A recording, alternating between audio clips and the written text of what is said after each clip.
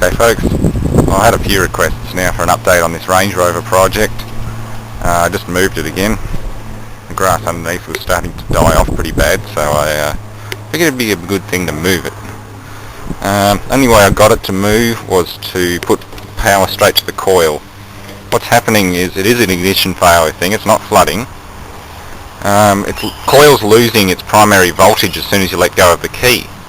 So it could be an ignition key issue, it could be an ECU issue, it could be any number of things. There's a very sad looking wire there, but that's air conditioning. Yeah, as soon as you let go of the key, it dies.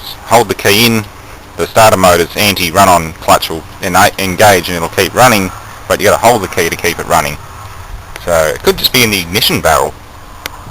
It's not running on all cylinders again, but then again we've given it hell recently trying to get it started and running it like this. So yeah, given it a full set of injectors and everything, it'd be alright. I've paid rego on it, I've paid for the whole car itself. I was just paying it off from my mate, so it's paid for now. I can start pouring money into it and my BMW. The BMW takes priority at the moment, but they're both fully registered now. And, well, this one's still not registered in my name, but it's there. Yeah, I suppose I should do a start video. Just bypass the ignition. Hell, even if for the time being, I just have a little run a wire to the dash panel and just have a switch, coil on, coil off. As long as you don't leave it on. Boil the coil. Main thing this needs for roadworthy is a handbrake cable, good set of tyres and brakes. The windscreen's a bit average.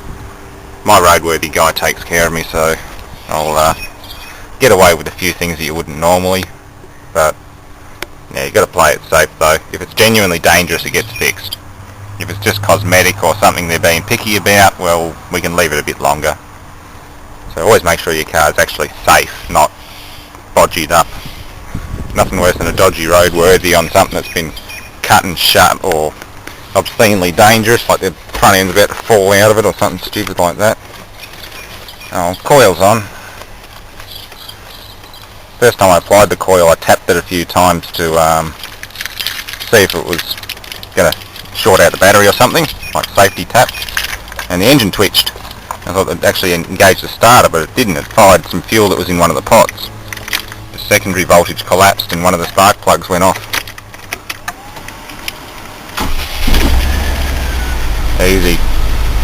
See, that would have died as soon as I let go of the key if I hadn't hardwired the coil.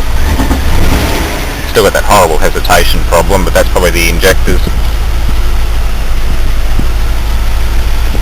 Air conditioner compressor is completely raped out, so that's got to be replaced. Got new wiper blades for it here. Got to do that, I'll change the wiper blades.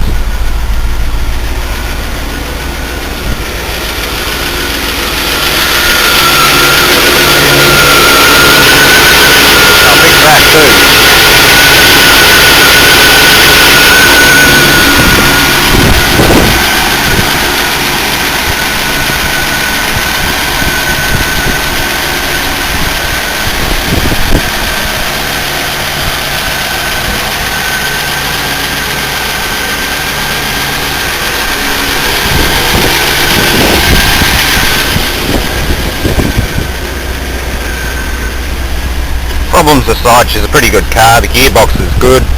No adverse noises from the drivetrain when you're driving.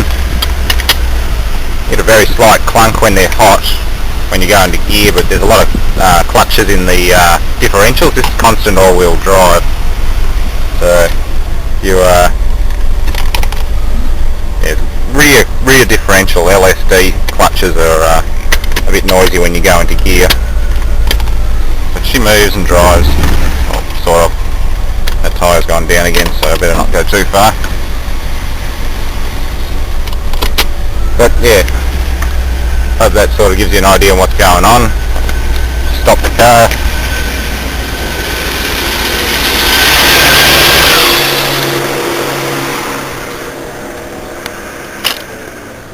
That's how you stop it. I always pull the coil before I turn the ignition off. You don't want to leave the coil energised while everything else is off. I don't know what it does, but it might just keep running. Who knows? What is that? It's very sad. It's been rubbing through on something. Oh, that's the harness for the compressor. There, we pulled that out because the compressor's a bit grindy inside. That's why we're not getting head pressure. It's probably still fully charged with R12, but it's just not building head pressure because everything's ground up. So we've got to get that one recovered professionally and replaced. Surprised it still worked though. It did work, it just wasn't very cool. Brake fluid level warning, that's fine. Yeah.